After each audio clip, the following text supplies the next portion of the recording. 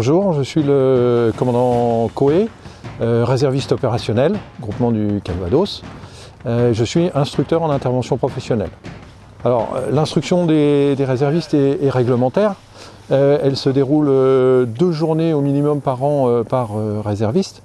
Et cette formation a pour objectif principal de maintenir les acquis des réservistes, puisque même si ils font le métier de gendarme occasionnellement, ils doivent le faire de manière tout à fait opérationnelle et aussi efficace que les camarades de l'active.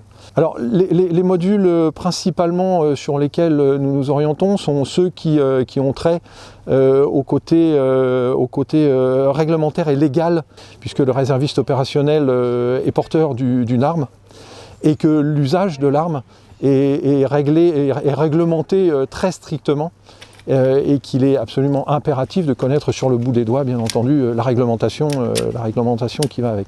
Il faut aussi être capable d'utiliser son arme dans les meilleures conditions de sécurité et d'efficacité.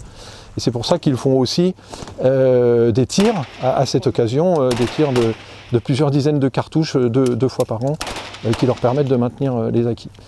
En fait, bien entendu, dans le cadre de l'intervention professionnelle, ils sont amenés à effectuer des contrôles quotidiens dans le domaine de la sécurité générale, de la sécurité publique générale, sans qu'il y ait pour autant une notion de danger avérée.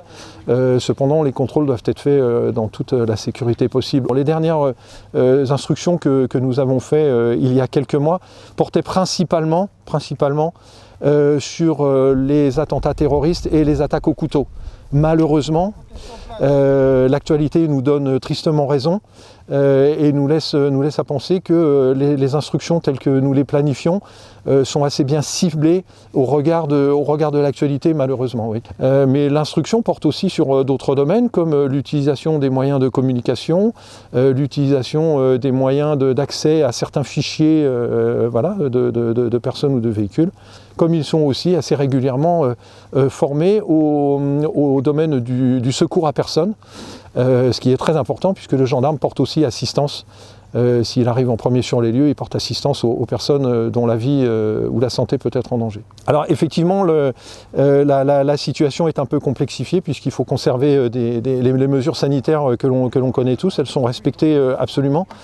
Tous les matériels sont bien entendu évidemment très régulièrement désinfectés, en tout cas systématiquement lorsqu'ils passent de main en main.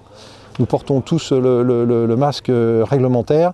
La distanciation sociale est maintenue le plus possible pour maintenir absolument le niveau de sécurité sanitaire absolument indispensable dans le cadre de ces instructions.